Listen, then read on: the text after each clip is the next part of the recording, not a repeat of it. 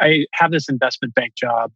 It's clearly not a fit for me, and increasingly, I'm not a fit, for them. And have an opportunity. I get a phone call from a family friend who is running Lutheran Social Services of Central Ohio. This huge social service agency that's really famous, from food pantries to homeless shelters to retirement homes.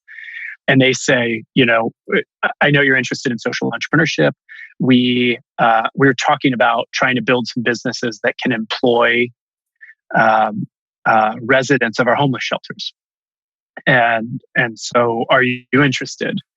I say, yeah, absolutely. It's like right down my alley. And so I kind of bullshit my way into a director job at this organization with really no organizational. I had some natural leadership ability and natural, management competency, but I've never professionally executed on those things, for the most part.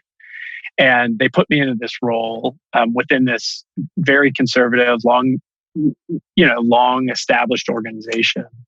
And I just start kind of making waves. I am building businesses. I built a company called Fresh Box Catering that just actually recently closed.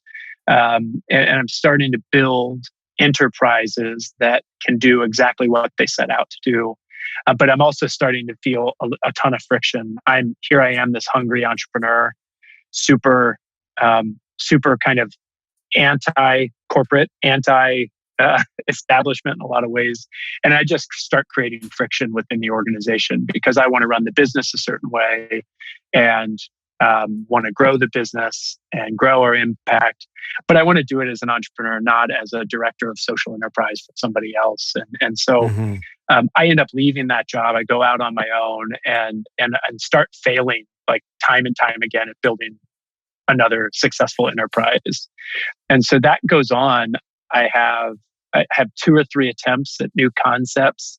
I end up kind of convincing people that I'm a consultant for social enterprise and nonprofit innovation, and start locking down jobs with social service agencies and others that are interested in this work, and do some good through that process. But so I do that for years. All the while, I end up taking a consulting gig for an affordable housing provider, where I really am in-house for them, building another enterprise, and just see the whole pattern happening again, and decide I have to go out on my own.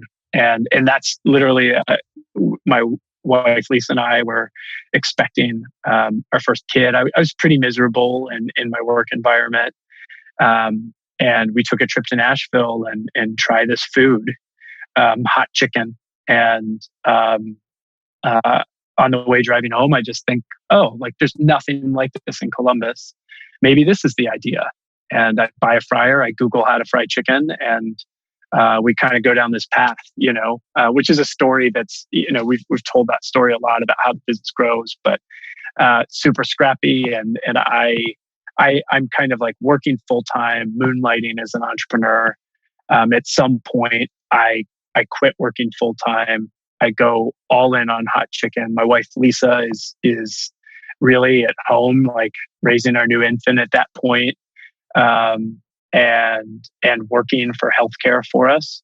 And we just kind of cobbled together this story, which is now 7 years old, and our business is growing and it's had a whole set of adversity in its own. But that's probably a less interesting story than my spiritual implosion and explosion, and how I bring awareness to this stuff and break some terrible habits.